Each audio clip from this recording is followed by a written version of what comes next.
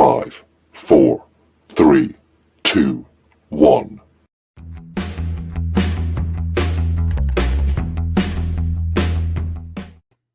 And welcome in, everybody, to another episode of the High Low Sports Podcast. Hopefully you had a wonderful Thanksgiving weekend, enjoyed all the tryptophan, all the turkey, all the stuffing, not dressing, and the properly salt and peppered potatoes as well, too. And It's got to be Kelcey, properly salt and peppered. absolutely. We're glad to be back. Another week of sports, and what was it? Rivalry week did not disappoint, to say the least. No, rivalry was exciting. I mean, like I know Auburn disappointed me at the very end, but you know what? They did a lot better than I thought they ever would. And to be fair, I predicted them to lose to Bama anyways, so it was like, well, all right. That's to be expected.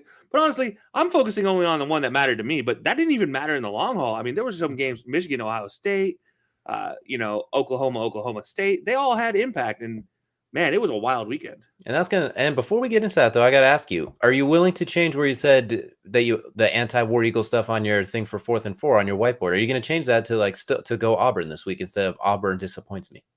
Oh, look, Auburn always disappoints me. That's not new. But are you going to give them like a thumbs up emoji this week, basically? Well, I mean, hey, they don't play this week, so it's always a thumbs up emoji. Well, no, but you still give them the emoticon of like, hey, good job, guys, last week. Yeah, no, absolutely. Look, you did well with your backup quarterback, who I think should be the starter going forward with a broken ankle. Yeah, on one ankle through 3 quarters. Like, yeah, I think they did a fantastic job. Your 5-star linebacker, who is literally a consensus All-American when he's able to play, unable to play. Yeah, I think there was an opportunity there for Auburn, and obviously they didn't get there, but take with what you got. It was a mere matter of seconds and inches, if you will, too. But we're talking college football, so that's going to take us into the tip-off. That's one of our favorite segments. How we like to get things started here is the tip-off, brought to you by Dr. Squatch. Smell like a man, feel like a champion. Wonderful Black Friday and holiday sales going right now. I know I just picked up a nice haul as well for myself, and you got to get that deodorant and that soap smelling good for when you go and visit the family as well, too. You can't go in there smelling stanky. So, Kelcey, for the tip-off, we're going to focus on college football. We already got started as well, too. But after rivalry week, that leads us into conference championship week, and this should be a doozy. Absolutely. This one's going to be insane. And, of course, just like all things with college football, and I think football nowadays on TV, they can't just do it on one day. Nope. No, they're taking up 2 days. So this one kicks off on Friday with this one, the Pac-12, Oregon versus Utah. And DJ, this one's look, they literally just played. Utah pulled this one out. And what is there to say? Not a whole lot to say other than it was kind of mandatory, because I feel like they're the 2 teams in the Pac-12 as of right now, where you look at them and it's like, all right, there's these 2, then there's everybody else, it feels like as well, too. There's the fluky Stanford win that's mandatory every year, but everybody else is kind of playing catch-up, and it had to be these 2 as well. Yeah, really it did. So looking at it, look, you got Oregon, you have Utah. They did just play. Oregon still, I don't know if they're can you call them fighting for a playoff spot? No, not at this point. I think that they're getting blasted by Utah this last time put an end to that. If they would have lost close, maybe, but getting blasted by them, they're playing for the Rose Bowl, basically. Yeah, which by the way should still mean something. We talked about this. It should be a playoff game. Yeah, like the Rose Bowl should still mean something to the Pac-12 and to the Big Ten, but I feel like nowadays watching these guys play, they just don't care about the Rose Bowl like they should. But that being said, a certain Oregon quarterback in the Rose Bowl a couple years ago put on a performance that held up his draft stock as well, too, beating a Wisconsin team that was on fire. So who knows? Maybe it does. Maybe it means something in the long run if they do play, and for like those guys coming out, maybe they look at it as a pre-Senior Bowl type of thing or something like that. Another chance to show off. Yeah, absolutely. So here's what it gets you guys. We'll just go ahead and peel the Band-Aid off. Here's our picks, and we both went opposite ways. So DJ, why'd you go Oregon? You know what? For no other reason than they just got blasted by Utah, and they're both too similar. I can't see them losing again, honestly. I think this time Utah is much better defensively. I don't think that's really a question as well. But I think that Oregon's going to get the running game going this time. They've been did not get a whole lot of action as well, too. They just were really out of sync, and when it rained, it poured. I think this time they're going to be able to establish the run early on. Kayvon Thibodeau, I think, is going to show up in this game as well, too. I think the defense is going to make a lot more plays, because Kayvon Thibodeau might not be the consensus number 1 overall pick anymore because of how few other guys have been playing as well. So I think he's got a little bit something extra to play for as well on top of it.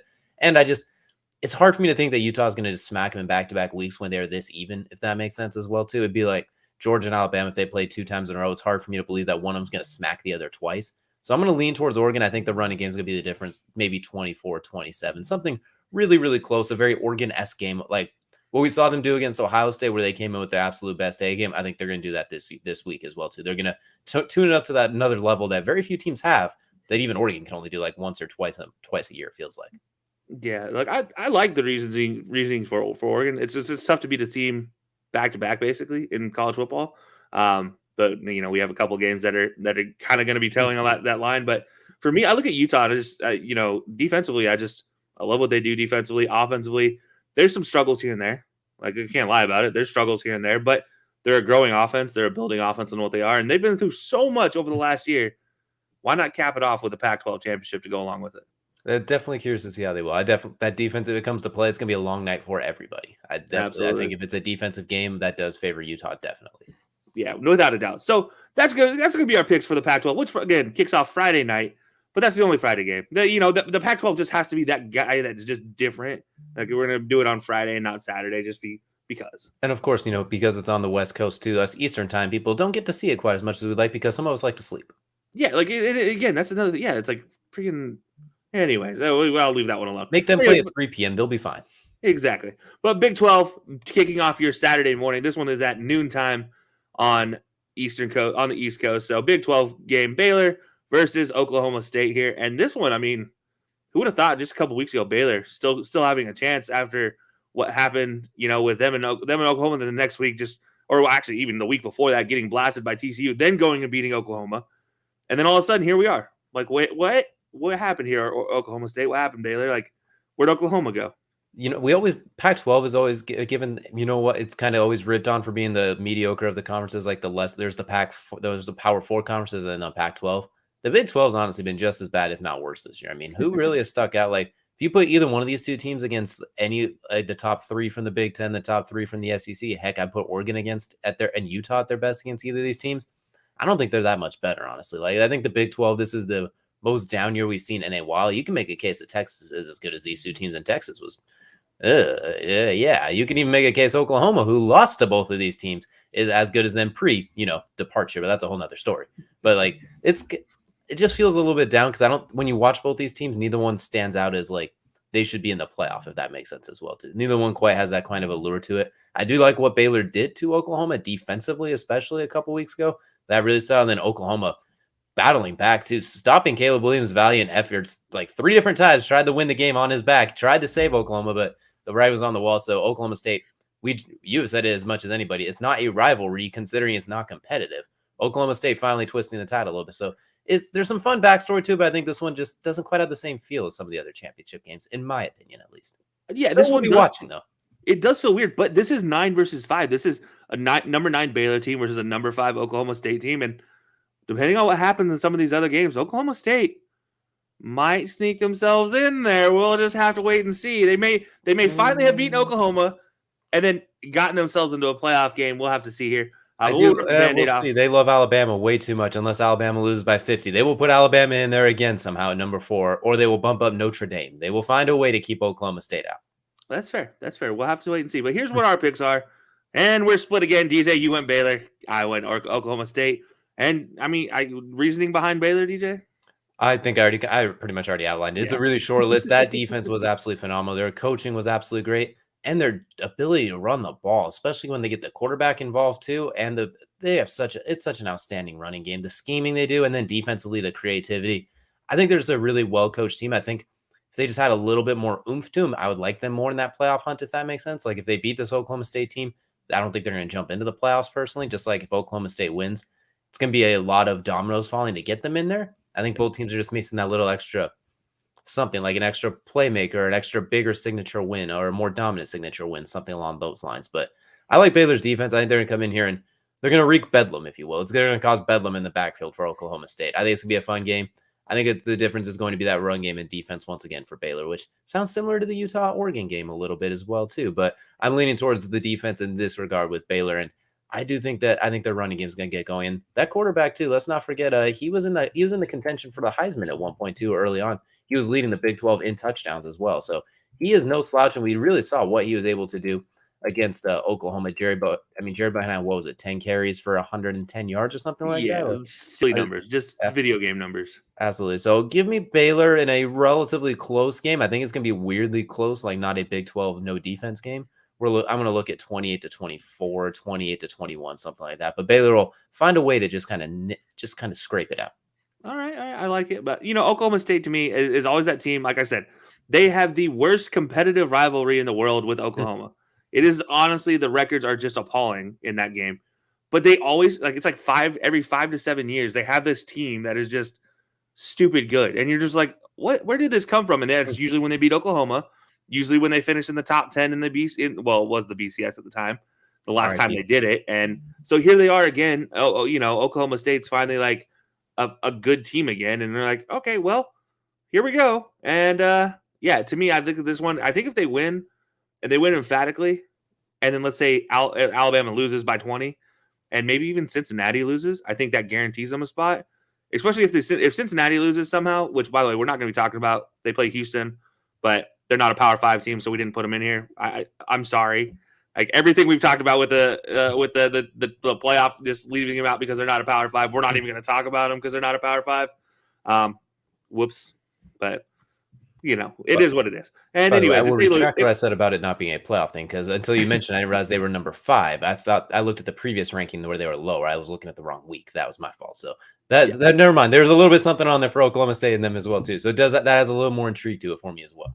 Yeah, you got to include that as well. Plus, I don't know if they're going to move Notre Dame ahead of them because Notre Dame doesn't have a championship game. Also, won't have a head coach. Well, currently doesn't have a head coach. We'll talk more about that later. So Oklahoma State to me, I think has a chance to win this one, and if they do, we'll see what happens beyond that. But I'm intrigued to see what happens beyond that for sure. But that'll take us to the big one, 1 versus 4. We've alluded to it, and everybody's been kind of waiting on this one all season long. It's Georgia. It's Bama. It is what it is. I don't know what else we can say about this one. This has been on everybody's mind since I feel like week 3 of college football play this week and this year, and we finally got it. So, what do you think? Do you think Kirby can actually get over the hump this year against Nick Saban? It's the best chance that he's probably going to ever get, honestly, as well too. It feels like if it's going to happen, this would be the year. Besides the one year when they went to the national championship game and played Alabama again, like those are the 2 times I feel like that they have a chance, and they already choked away one of them. So I feel like if they're going to have it, this would be the best chance. When you look at the teams, when you just compare them across the board, this is Georgia's best chance they've had in recent years to get one up. And honestly, you could get a chance to push Alabama completely out of the playoffs as well too. That's 2 birds, 1 stone. You don't have to deal with them again. It'd be tough for me to see this Georgia team not capitalizing on it. Yeah, fair. And to be fair to Alabama, I'm going to say nice things about Alabama now. It is I will not pile on Alabama moment for Kelcey.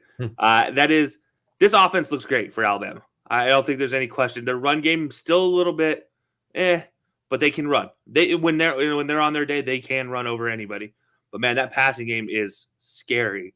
Had it not been for the PFF number 1 ranked corner in Roger McCreary, that team could have put up 50 on Auburn without a doubt. And had he not been literally the number 1 ranked corner all season long versus any corner across the nation, they would have put up easy points. And I think this Alabama offense is something we haven't seen before. I've said that all season about him. Like, just Bryce Young, what he's able to do is freaky. But I think there's still holes to be taken advantage of in that defense for Alabama. And that's what makes me a little worried about this one, that Alabama might not be in the playoff finally. We might have a season where we don't have an Alabama and an Ohio State in the playoffs. I mean, woe is me, and maybe I might get struck by lightning for saying that, but we'll see. Let's see. You say that. Is that what your prediction backs up, though? And that it is. It looks like we are both on the Georgia train. So you think Georgia will still find a way to get done, despite all the nice things you just said about the Roll Tide? Yeah, look, I have a couple Georgia shirts that I preferred. I wish were, not mine. Let me say I just lost a few bets with Georgia Auburn. So now I own a few Georgia shirts. I don't own any Alabama shirts. So when it came down to tiebreakers, that was my tiebreaker. Do I have any Georgia shirts? Yes. Do I have Bama? No. So here we are. But no, this is this Georgia team is scary. Whether it's Barrett, whether it's anybody else, honestly, their offense just runs. They just run the ball. Talk about our team that can run the ball. This team is scary running the ball.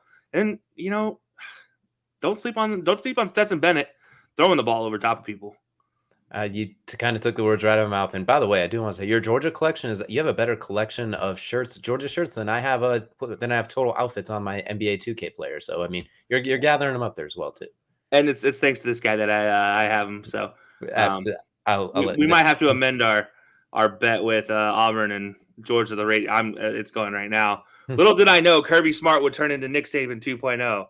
Absolutely. And I guess I'll just kind of add on to that. You kind of took the words out of my mouth with, I think Stetson Bennett could be an X factor in this game because Georgia can literally run a 2-quarterback system almost however they want. JT Daniels could come in and sling it pretty well. Stetson Bennett could come in and whatever Stetson Bennett does, the mobility, it doesn't always look like it's supposed to, but he always finds a way to move the ball with his legs. He can throw it over the top, as you mentioned. They're 4 deep at running back, 4 guys that could reasonably be playing at the next level, including Dalvin Cook's younger brother among those, Zamir White. Like, they got a squad. They block really well. The receivers, not quite as name value as we're used to in recent years. Like, there's no Chris Godwin or anything quite like that, but they still got players out there. And on top of that defense, Alabama's offense last year we talked about was arguably one of the top 2 or 3 college offenses we've ever seen, led by Mac Jones, Devontae Smith, Najee Harrison squad. This defense is on par with that, if not a little bit better, what they've been able to do to people. And what does Auburn's defense do? I know Roger McCreary was a fantastic job, but that's one corner. And then you factor Georgia can get 80% of that from their corners. Plus, you add in the other 11 guys with Jordan Davis and all those guys. You add in the fact that Auburn had a pass rush against Bama that nobody's been able to do against Bama. And then you take into the fact that Auburn's pass rush compared to Georgia's pass rush is like, I'm going to throw 4-year-olds at you is Auburn's pass rush, whereas I'm going to throw grown-ass men at you. And from Georgia, I mean, starting with Jordan Davis, by the way, shout out to Jordan Davis, who is currently 4th in the Heisman voting race, I believe, today. Be. Yeah, like I looked yesterday, he was actually 2nd. Today he's dropped down a little bit, but no, he's he should be a Final Four in that. Let's not get it carried away. Maybe even a Final 2.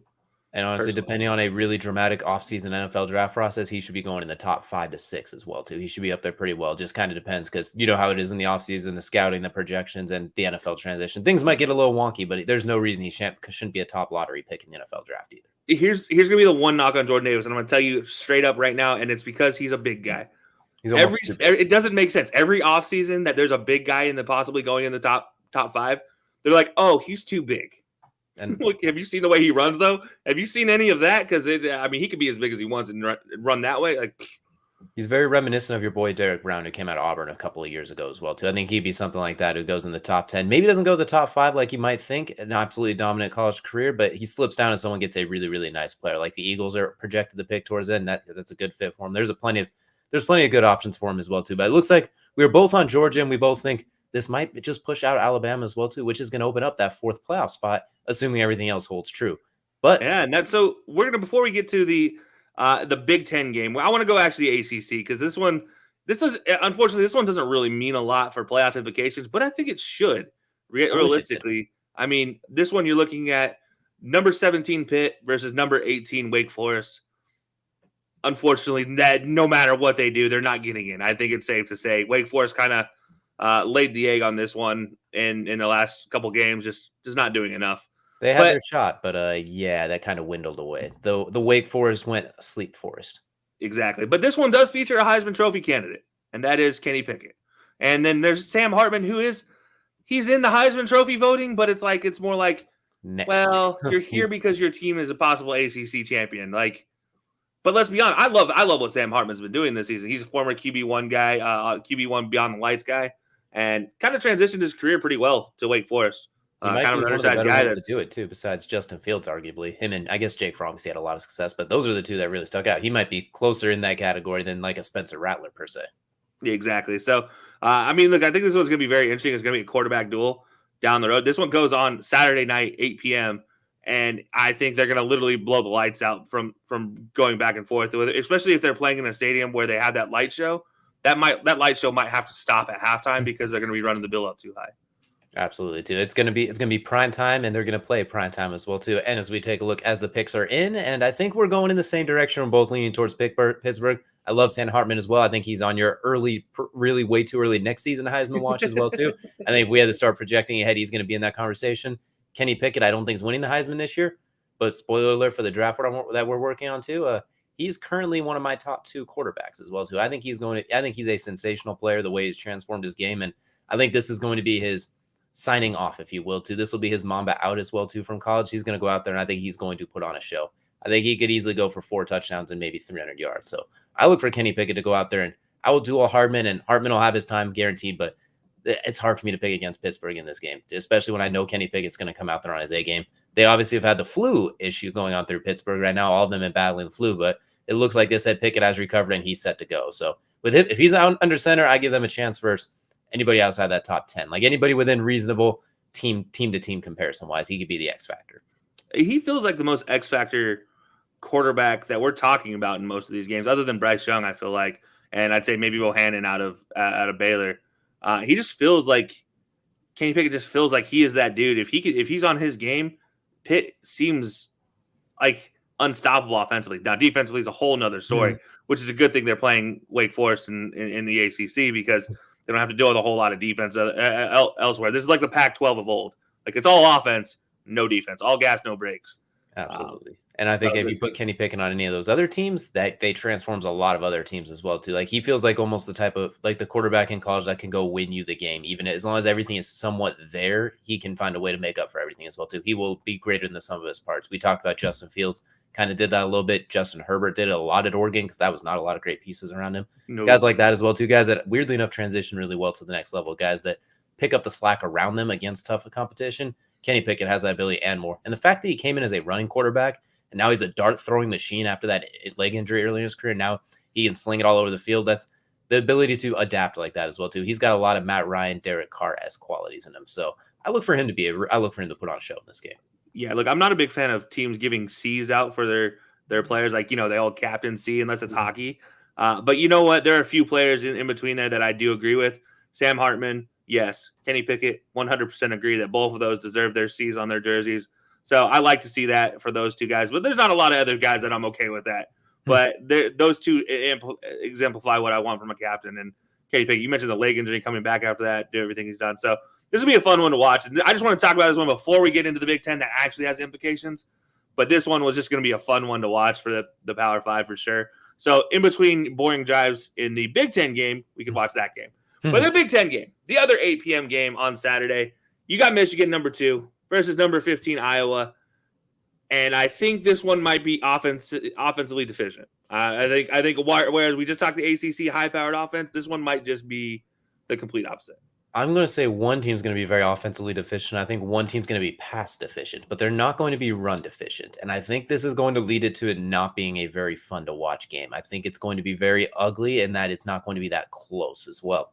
Because I just going to go ahead and give my prediction away right now. I think Michigan's going to walk away with this one because I think what we saw against Ohio State, I think they're going to carry that energy. They're not going to have the letdown afterward. They're going to bring Hayden Haskins. They're going to bring – we didn't see a whole lot of Colin at all in that last game as well, too. I think he's going to go off as well, too. I think Michigan's going to walk away with this in a 28-10 type of game. Iowa just can't score. Michigan's limited offensively, but they still somehow find ways in the end zone. Like even against like Michigan State and the other teams, like even when they struggled, they found their way across the goal line. And then they blew out the teams they were supposed to. Iowa, they're kind of a mess. They overachieved early and then sputtered late. So I look for Michigan. They easily know what's on the line here, and they take full advantage of this.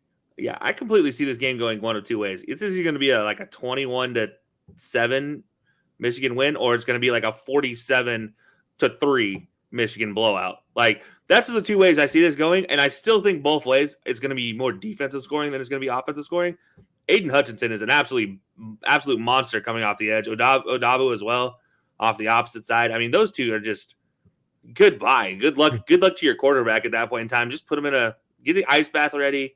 Get all the wrappings you need. Maybe add a couple extra shoulder pads in there because he's going to need it. I mean, I'm sorry. This Iowa offense was not prepared for what they're about to face on these bookends, and it's not going to be fun, honestly, at all.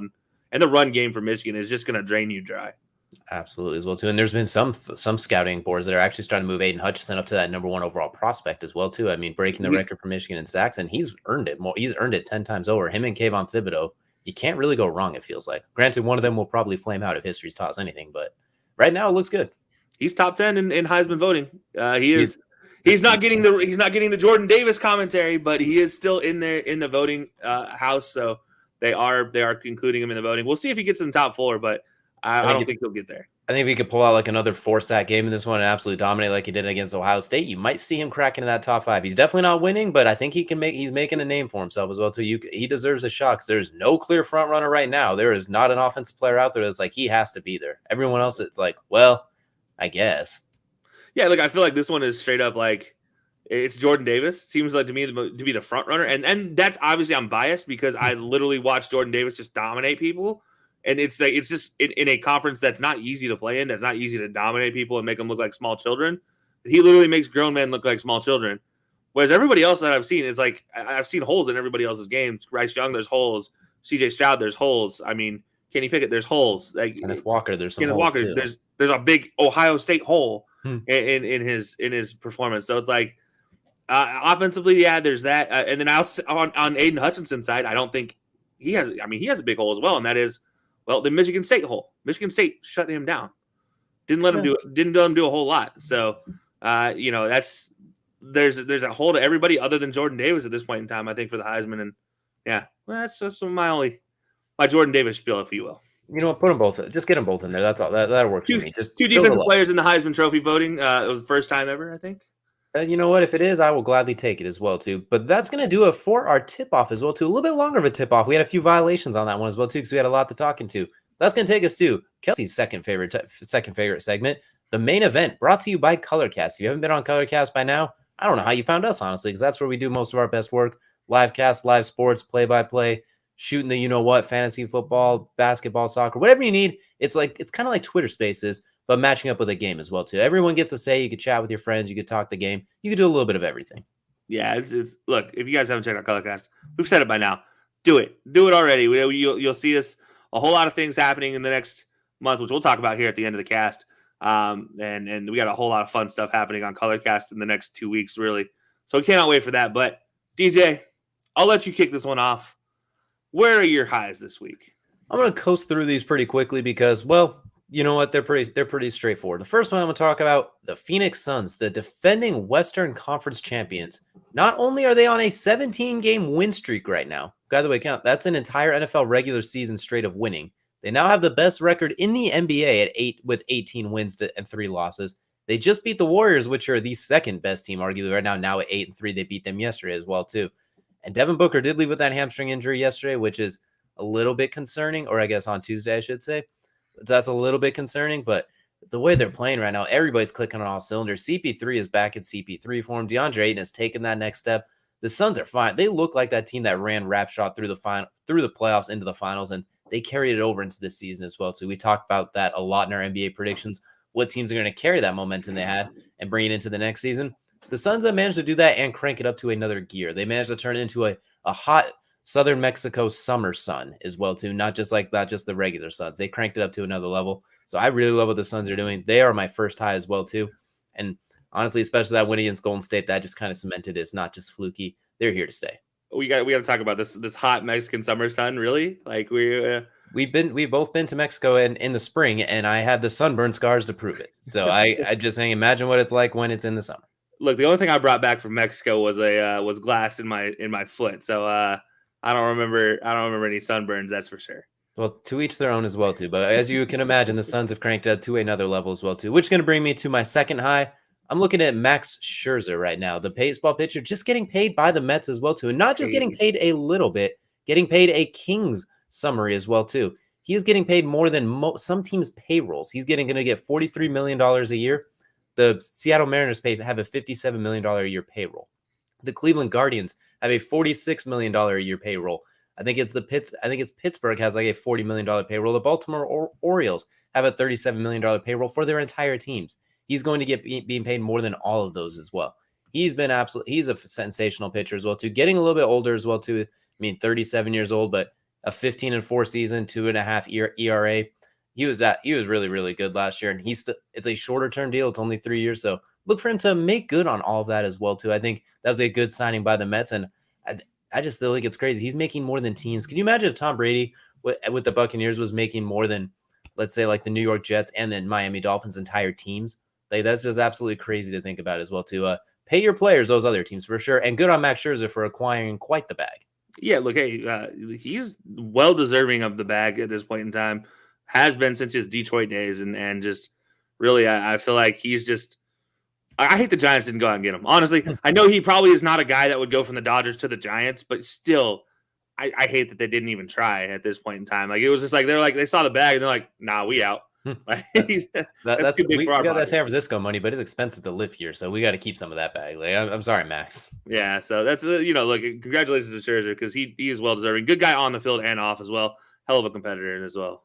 Absolutely. And that's going to take me to my third and final high. And I'm looking at Brian Flores and the Dolphins as a whole as well. They started off in a hole. They were looking absolutely miserable. They looked like they were on pace for their first round pick that they traded to the Eagles to be a top 5 lottery pick. And while it's still looking like it's going to be a top 10 type pick, they're starting the rally, winning a few games in a row too. Since he's gotten healthy, he's at an 80% completion percentage passing. He has started to look really, really good amidst all those reports of them wanting to get rid of him, not being sold on to him, his time's running out, all those sort of things. We talked about it before, too. If these are true, he needs a fresh start. He needs to go somewhere else as well, too. But it looks like Miami, I don't know if him and Brian had like a separate conversation, like you are our guy, don't worry about it. But they look like that sort of team that we talked about in the preseason that we thought could be a playoff contending team, an 11 to 12 win team. That could be what the Patriots are now, basically. That's what everybody thought the Dolphins could be if Tua and them were able to click. And that offense looks really good. Jalen Waddle looks like one of the best young rookie receivers. He has the most receptions by a rookie not named Odell Beckham in his rookie years, like at 77. Like he has been he's been a really good target for him as well too. Mike Gesicki, they just need to figure out that running back in the offensive line. And what they showed how to beat, they basically showed the blueprint, how you beat the Ravens. Cover 0 and send everybody. The difference is they have Xavier Howard, Byron Jones, Javon Holland, the sensational rookie, and other guys that can do that against other people as well too. They can do that just about anyone. Javon Holland making a case for defensive rookie of the year these last few weeks as well too. He's come on incredibly strong. We loved him coming out of the draft to a nauseum. I compared him to Eric Berry, honestly, when we did our comparison. So I love what the Dolphins are doing. It's a little too late. They're not really going to make a playoff push, but they're making a respectable push that could possibly carry off next season. I think they're a little bit too far behind in that AFC mess right now. They're 3 or so games behind even getting in the hunt right now. So they dug too big of a hole, and they have no tiebreakers, but they can ruin some other teams' postseason aspirations coming up. I look forward to seeing what they did. Look, I thought they would be great this year. I thought they would take that step to be good, and unfortunately not. But you know what?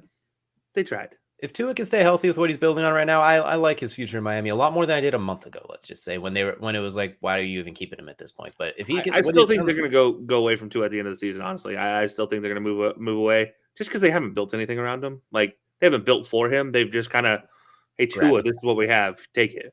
They built it like it was Madden. They're like, well, that guy runs fast. That guy's cool. Let's bring him in as well too. So I wouldn't be surprised. But I think anyone who's looking at a quarterback, they're gonna or has some quarterback issues. Do they want to pay a guy? Do they not trust a guy? How are they looking?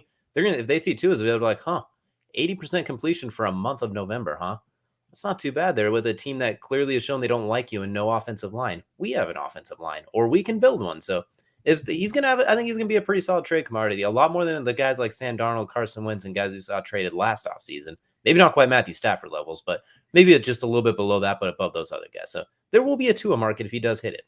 Yeah, no, definitely. We'll see if he's able to go there or not. I don't know. Tua's just a weird option for me. He's limited. He's not going to blow you away, but Mac Jones is limited too, and look what he's doing. So if you put Tua in that offense, I think he'd do a lot of the same things Mac Jones is doing very similarly if he could stay healthy. That's his biggest concern, obviously. But he's very accurate. He reads defenses and gets the ball out quickly. That's kind of what he does. You can't ask him to Justin Herbert or Joe Burrow it. You can't ask him to tear the game. You can't reasonably ask him to own the game and completely run it by himself, or Cam Newton or Patrick Mahomes or anything. But you can ask him, hey, we're going to probably only give up 20 points, go score 24. We'll be good. Yeah, that's true. That's why I thought Miami would be good because of the defense, but they forgot everything else. So we'll see. But either way, I like what the Dolphins and they've done this last month, and that stems partially from Tua as well too. And we'll see. Hopefully, it all kind of adds up as well too. I'm hopeful for the Dolphins. They've seen enough rough times. Yeah. It's look. If Commissioner Cooper was in here from TSS Fantasy, he'd be like, "Oh, you guys are saying nice things about Miami? What? Let's not get used to it now. Let's not get hasty. I mean, the last time they were really, really good, it was Ronnie Brown basically playing quarterback / wildcat running back quarterback. So, inventing a whole new style of offense was Ronnie Brown. Let's just put it that way. Absolutely as well too. So that's gonna do it for my 3 highs as well too. Kelcey, what's high on your list this week? So I'm sticking with the big theme of the week, which is getting the bag and coaching carousels, because all of those involved in all the 3 stories that I'm about to talk about. First of all, we're going to start with getting the bag, and that's Lincoln Riley. The not confirmed contract details from USC: $110 million. USC is buying all 2 of his homes in Norman for $500,000 over the asking price. So a $1 million bonus total, plus whatever the cost of the house are, buying a $6 million home for him in LA. And he just so happens to have unlimited use of their private jet 24/7 for family and his usage. What? What? What? Dear Oklahoma players that are ragging on him right now, tell me you would turn that down. Like, geez. You then look, okay, so I'll talk about this later on about the downsides of all this, but the moment that contract offer came about, I'd been like, fight on. I'd say it as soullessly as possible, but you know what? That I'd wear USC colors. I grew up hating USC, but I get the Trojan mural across my spine if for that kind of money. Shoot. Like and look, you want me to go pose with Matt Leinart and Reggie Bush, which I would do anyways, but you want me to pretend like we're best friends and I didn't ever hate them in my life? Absolutely, I'll do it. No problem. Reggie Bush could push me into a pile of crabs at that point for that kind of money. Like whatever is needed. Like I check. I'd go to a hot tub party with Matt Leinart, that's for sure. I mean, I think you'd do that anyway. Like, I mean, well, okay, fair. Back in the day, yeah, why not? But like, I don't know, man. That is just insane getting the bag for Lincoln Riley. I blame him no little bits for leaving Oklahoma for that kind of money. I'm sorry. When they talk about what you want to do with your life, and then somebody's like, well, but what if they offer you this much money? And you're just like, well, I don't know if I would be in that position. Well, find out Lincoln Riley was in that position, and we all know it. Now we know what we do. Like, we've seen what somebody else did, and now we all know what we're going to do, because it takes one heck of a loyal person who has no desire for ever earning money in their life, or who has all the money in the world, one or the other, to turn that down. Because I'm sorry, $110 million, that changes my family's lives for decades. Absolutely, as well too. And with the new NIL deal as well too, you are in Los Angeles, like Southern California. You're going to be, and you have a track record, especially with quarterbacks and stuff, where California is actually a hotbed for high school quarterback prospects. Just look at the Heisman Trophy race. He's going to keep all those kids at home too, as well too. So it's a fantastic deal for both sides. And literally right on cue, by the way, they signed the number 2 overall prospect, the number 1 quarterback in Malachi Nelson, just as fast as him signing the contract at USC. USC got that commitment from him. It was just that quick. It was like, oh, okay, he's different. I wouldn't be surprised within 3 to 4 years if we see USC maybe not in the college football playoff, but right on the cusp in that 4 or 5-ish range as well too. They still got to figure out. They need to hire a co-coach to be the defensive guy, because we know Lincoln Riley does not know defense. But offensively, good luck, everyone. They are going to light the Pac-12 up in the next few years. I think first year is going to be terrible, but after that, I think they're going to light it up. Absolutely. All right, so that moves me to the next story, which this one is this one it took me a while to get my head around, and that is Brian Kelly leaving Notre Dame for LSU. And I'll be the first to admit, the first couple days I was like, no, this is a dumb idea. I still have 49% of my body saying this is a dumb idea. I can't take that away and say that I don't. But I have to say that this one, after reading what Brian Kelly has to say about it, and then thinking about it, and putting my thinking cap on, I don't hate this move. Brian Kelly has spent the last 11 years with one hand tied behind his back in recruiting. He has to get a certain GPA level for every single one of his players. They have to sign a contract saying they will not be caught in public during doing anything, drinking, smoking, anything wise. You can't cuss on TV. You can't cuss in a recording that gets on TMZ, anything like that. There would be no Lendell White moment outside of a bar if you're at Notre Dame. So you have to recruit all these dudes that are smart, that don't get into trouble. And I mean, if any of us have been around a football locker room, we all know that cussing is rampant. I mean, look, they may sign a contract that says you can't do it in public, but they do it in the locker room. Like, that's just, it is what it is. But he's been doing this for 11 years with one hand tied behind his back and putting out teams that are competitive. I mean, look, you got 2 teams in the playoff. You had 1 team in the BCS top 5 bowls. I mean, yeah, they got smacked, but you had them in the BCS championship game and they got smacked. But you know what? They got smacked by Alabama in the playoffs. But you know what? They got there. And that's the thing. They all earned it. They all got to that point. Yeah, they got smacked. But imagine what he's able to do with a team full of SEC caliber recruits from Louisiana, from Florida, from Georgia, from Mississippi, from Alabama, from Texas, from Oklahoma, and including his pipelines he's already built in Indiana Illinois, Ohio, Maryland, Kentucky. And this dude just hit the bag. Like, hit the home run of places he could go and recruit and just have a ball. Because he's never going to lose an Louisiana prospect. Done. Like, he has all the Louisiana prospects now. They are all his. They just will be. If he comes and knocking, he's going to be like, oh, you're Brian Kelly. Yeah, here you go. Here's my child. Like, go have fun. East Texas has all of them locked down. I mean, there's nobody from East Texas that's going to compete with that. I'm sorry, Austin. You're on the other side of the state. You don't get that. You don't get that territory. Now with Lincoln Riley going, he has 2 to 3 years to build that pipeline in Oklahoma. You know, in Alabama, he's going to have a fight on his hands, obviously, with Brian Harsin, with the man himself, Nick Saban. You know, you still have Kirby Smart in Georgia and East Alabama as well. Florida, though, is wide open. He can easily go take some prospects from Florida. Like, hey, you see what I did in Notre Dame? Yeah, come on home. Let's see what you guys can do. So, look, this man just made a wonderful decision for his recruiting career. We'll see what he's able to do. But, again, you talk about USC being a playoff contender soon. I think LSU is a playoff contender soon. And they're not a slouch right now. They are only a couple pieces away. So, he gets a couple transfer portal people. I wouldn't be surprised to see LSU next year competing for an SEC West championship. Absolutely as well too, and I'm kind of curious as well too how's recruiting is going to go as well too, because a lot of players are going to see it as well too. Like, you left when you were right there for a potential playoff spot, but then at the same time it's like, yeah, but look how close I got Notre Dame. Imagine what I'm going to do here now as well too. So I'm curious. I'm at about a 51%. I still think is a bad idea, but you know what? The money he got, and like you mentioned, everything you mentioned, I think we'll see as well too. I think Brian Kelly has a little bit shorter of a leash, if that makes sense, than like what Lincoln Riley does. Since Lincoln Riley's starting from absolutely nothing, LSU in the SEC, you don't get really a short leash, especially when you're Brian Kelly coming from Notre Dame, a perennial top 10 team as well. They're going to expect you to be right there, especially when that LSU team had a national championship 2 years ago. Yeah, but here's the thing with LSU. LSU gives coaches usually 3 to 5 years, whereas a lot of other teams will only give 2 at max, 2 to 3. LSU is a very lenient team. As long as you don't lose LSU prospects, and I swear to God, you don't lose to Mississippi schools. If you don't do those 2 things, you will be fine. And especially if you can beat Florida and you can even keep it competitive with Bama and Auburn.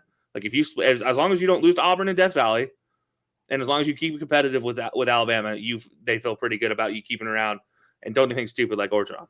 Pretty much, yeah. Pretty good.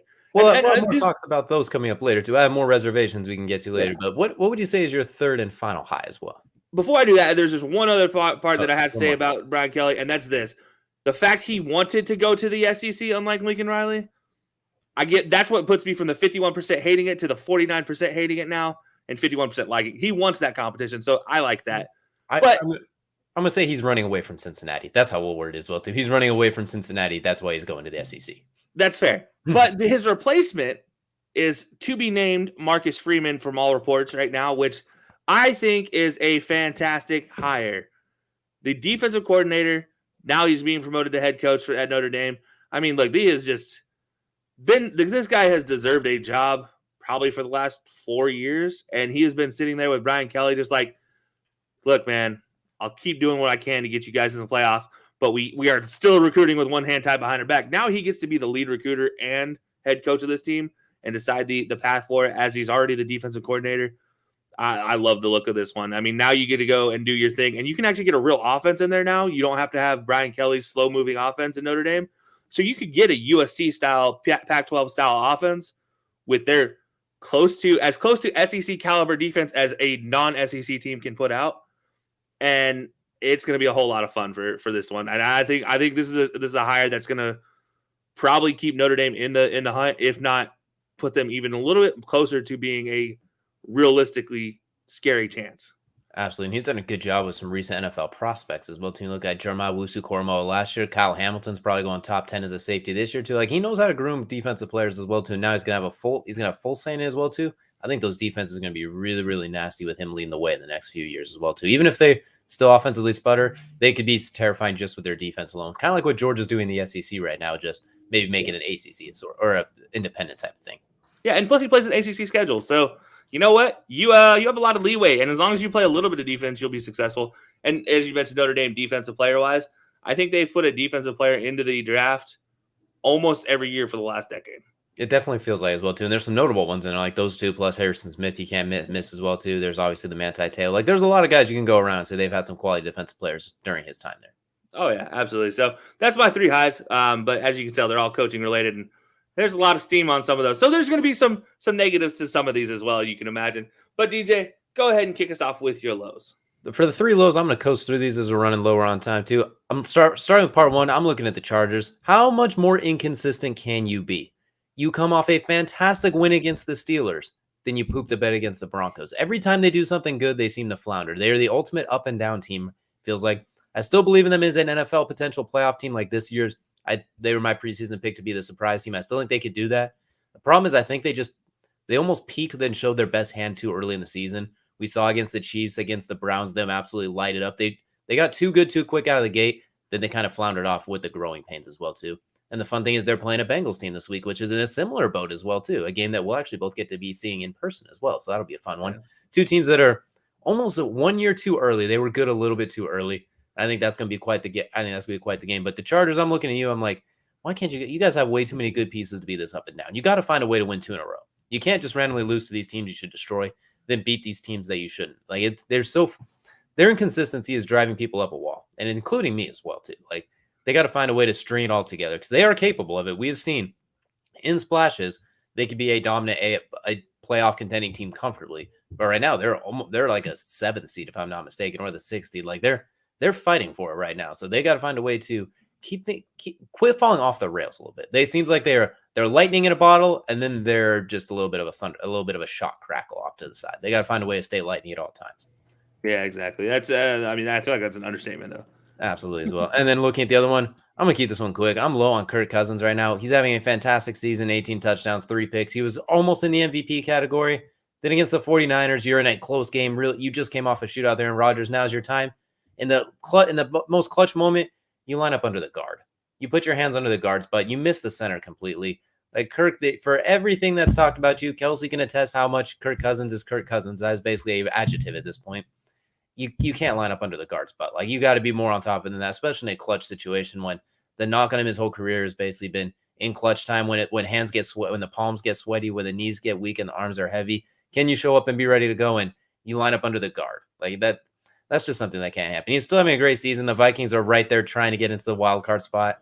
And this game, with the way the 49ers are rallying, they might want to be that. I could see this one being one that costs them down the stretch as well too. So.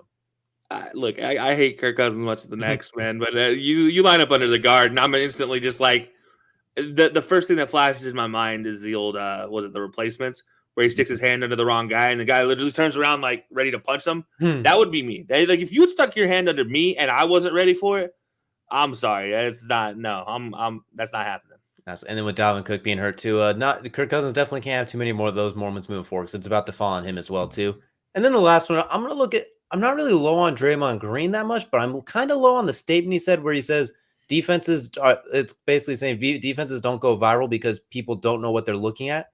And on the one hand, it's partially true. I mean, a lot of people don't fully understand the nuances of defense. Like when you quote unquote set the edge, you funnel them when you're showing and then flashing back like the little things.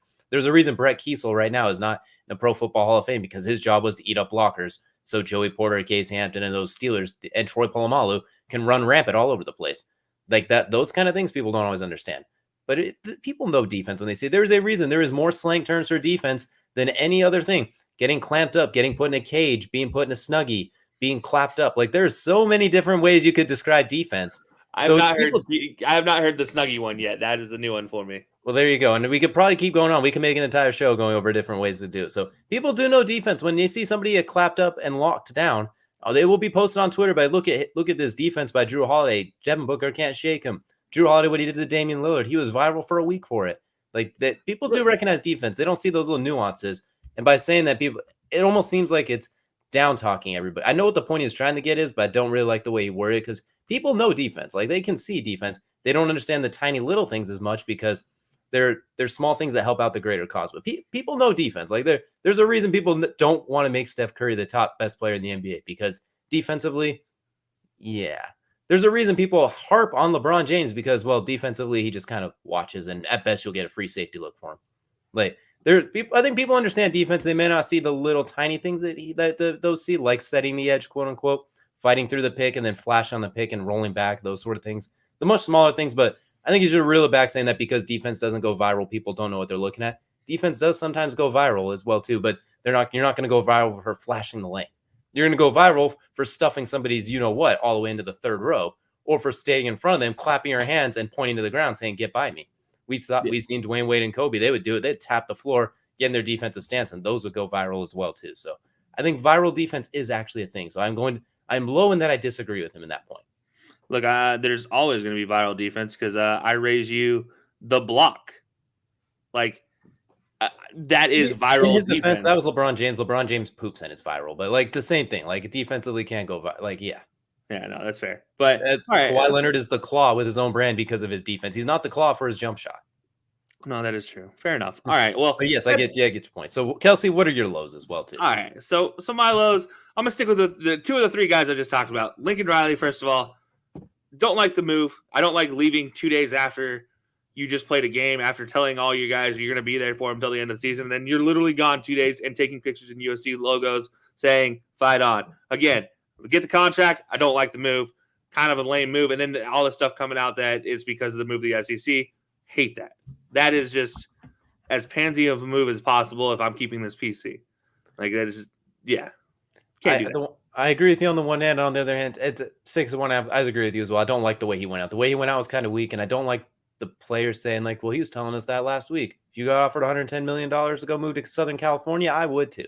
Yeah, that's the alternative to it. Like, there's the goods, there's the bads you got to take with it as well. So considering players can transfer at any point now, like basically college football has turned into like the NBA, where it's like you can go whenever you want. You're not really locked down. So I think I agree with it. He left like a pansy, for lack of better words. But I think at the same time, I would gladly be. I think it's not the lesser of the two as far as leaving, if that makes sense. Yeah, and so that takes me to Brian Kelly on the opposite end, where yeah, I get why he left. I get wanting to take a new challenge on, but why? Why would you do it? You're already a free walk-in into the playoff. All you have to do is win your games, and you can't do that right now. What are you doing? Like, win your games first. Prove you can be a perennial playoff contender, which you can be at Notre Dame. You just have to change your old school offense. And you can do it. You don't need to go get Jack Cohen when there are guys that can sling the rock and move in the transfer portal. You need to go get guys that can make an impact on your offense, that can pass your GPA requirements, because I guarantee you they're out there. Will Levis, number one, he had to pass Penn State's GPA rules. And he did that just fine. And then he went to Kentucky, where you're a recruiting hotbed at because of your pipeline at Cincinnati. Like, come on, Brian Kelly. Literally, like, he moved, and I'm just like, why would you leave a place where you have if you're giving the legacy stars back from old NCAA 10 and 12, 14, where they had the 7 stars was the biggest, you are maxed out, and now you're going to go to like a 4 or 5 LSU. Why? Why would you leave that opportunity? You're going to be one of the greatest ever to do it at Notre Dame. You're not on the hot seat. You're not even close to being on the hot seat. Like, why would you leave? Whatever. Absolutely. And I'll just add on to that too. There was a weird story that came out recently when he was the head football coach at Central Michigan University. He had some graduate assistants known as Matt LaFleur and Robert Saleh, two very well-known head coaches in the NFL world. And they were invited to a party, like a holiday party, it sounds like, but they weren't on the guest list. They were invited as workers. They were told to basically shovel snow and park the cars. And at the end of the night, go and get they were basically told to be valet services as graduate assistants, which there's obviously a lot of things about Brian Kelly not being the most fun guy, the nicest guy to hang around with, but that's just absolutely ridiculous. Like that, there's a line somewhere, and I feel like you can't treat people like that as well. So even Robert Saleh said, if we're ever in that position, we will not treat people like that. Like, that's just absolutely embarrassing. If he's not careful in LSU, like you talked about the Notre Dame like GPA requirements too. Those guys in LSU without the GPA requirements, some of those guys are not going to stand for that as well too. If you treat them like that, you're going to get clapped back at. Oh yeah, 100%. Like LSU, Notre Dame, it's a business. LSU is a family, and that's the way I'm going to put it. And be nice about it, because at Notre Dame it is purely a business contract that you're there for football. Absolutely. LSU, it is you're there to grow yourself and get yourself a family. And to quote the very unnecessary vowel meme, who needs that when you got family? But if you mess with the family, like you can insert the Fast and the Furious memes here all over you want to. So hopefully nothing like that resurfaces. I wish them all the best, because it'd be great to see LSU be good again as well too. And I'm happy for what happens at Notre Dame now, but yeah, just why? Yeah.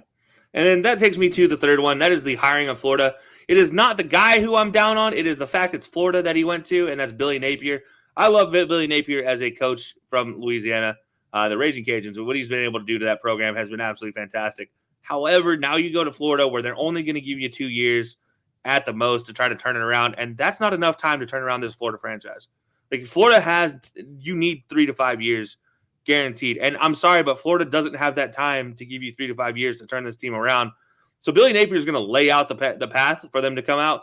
He's going to end up getting fired, which is unfortunate because he's a fantastic coach. He deserves all the time there at Florida, but he's not going to get the opportunity. The board of trustees at Florida is notoriously quick on triggers on firing guys, and he's the 29th head coach to take that sideline. 29th. And that's just not going to be good enough. I mean, that's unfortunately he's just not going to have enough time to do anything there, and that's what I'm down on. And I wish Billy Napier had gone anywhere else other than Florida. I hope we can flip it around as well too. But like you mentioned, they've kind of turned themselves into the 2000s and early and 2010s Browns, unfortunately, as well too, with the coaching carousel. So hopefully that's not the case, and he's able to flip it around. But good luck. That's all I got. It's good luck. Exactly. But that'll do us for the main event for our highs and lows. As you can tell, it's kind of been on the bag, basically is where we're basing it on. But that'll take us to Crunch Time, presented by Swift Lifestyles. If you guys haven't checked out Swift Lifestyles, go do so. It is the drink that helps you get ready for all your workouts, get ready for the day. Does it without the jitters. It's healthy. It's a great alternative as well. So go do so. Go check that out. Link is in our bio for that.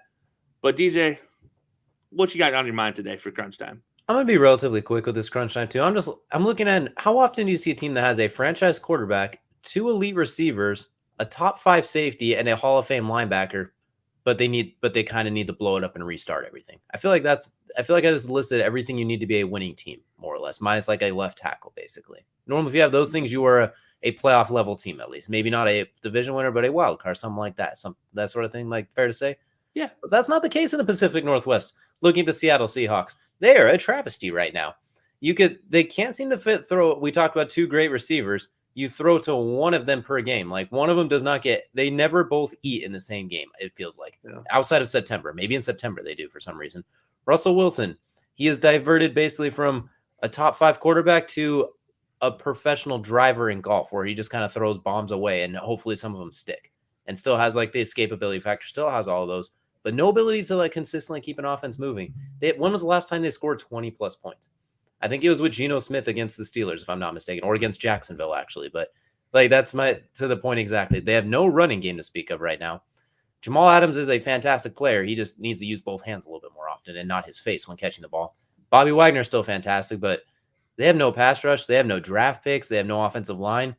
I don't know what they need. It feels like it's time to blow it up if you're Seattle and try and start over, which means Pete Carroll's probably going to leave because that's kind of the MO as well too. But I just don't know what to do with Seattle as well. I feel like it's time to rebuild. You might have to trade a lot of those pieces, send Russ away, try and get some of those draft picks back because that Jamal Adams trade set you back with draft picks a little bit. Maybe trade Tyler Lockett, I guess, since he's the older of the 2 receivers, see if you can get more draft picks. So, yeah, I feel like it's almost time to just kind of blow it up and see what you can restart and rebuild again. Because what's going on right now is not working. It's been a slow and steady decline the last few years. I know they've been in the playoffs, that sort of thing. They never had a losing season, but you could see how things have started to taking a downturn when in 2013, we thought this was going to be a 10-year dynasty with the Legion of Boom. And it's just kind of gone boom, boom, boom every single year, but downwards. And right now, I don't know what you do otherwise because you can't keep doing what you're doing right now next year. And yeah, I just think it's time. I think it's time to blow it up in Seattle. Yeah, no, I don't blame you at all. But look, we've talked about Seattle ad nauseum, and I don't think it gets any better. And I talked about what I want to do with Russ in the offseason, and that's move him as well. So I don't blame you at all thinking that because I think that's the way to go. But if we're going to move on for that, we got the other side of crunch time, and that's honestly what we're going to talk about is the events we got coming up. We are going to be at the Cincinnati and LA Chargers game this weekend. And DJ, go ahead and lift up your jacket real there. You guys need any merch?